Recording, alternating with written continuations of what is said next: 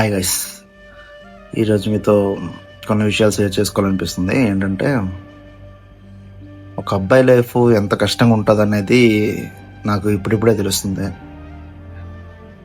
అంటే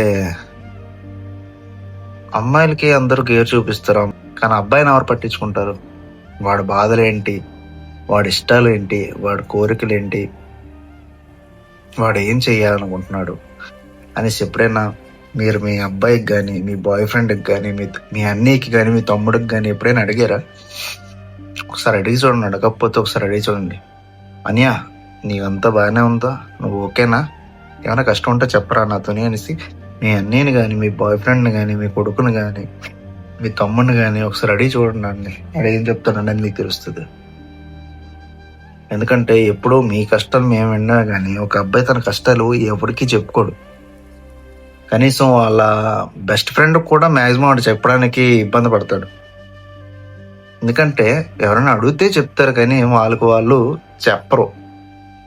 నాకు ఇది కష్టం రా, నాకు ఇది ఈ బాధలు ఉన్నాయి, నాకు ఇన్ని అప్పులు ఉన్నాయి, లేదా నాకు ఇన్ని ప్రాబ్లమ్స్ ఉన్నాయి అనేసి వాడు ఎప్పుడు ఇతరులకి చెప్పుకోడు.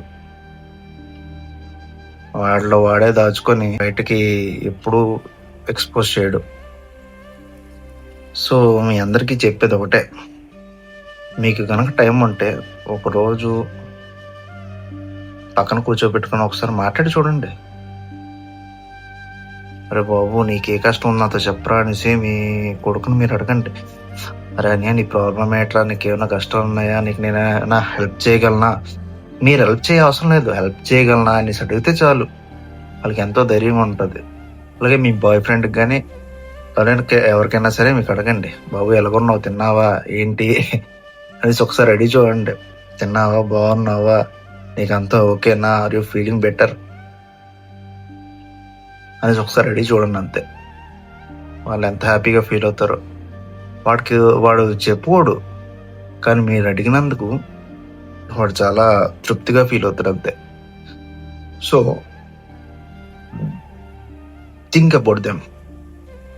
Thank you.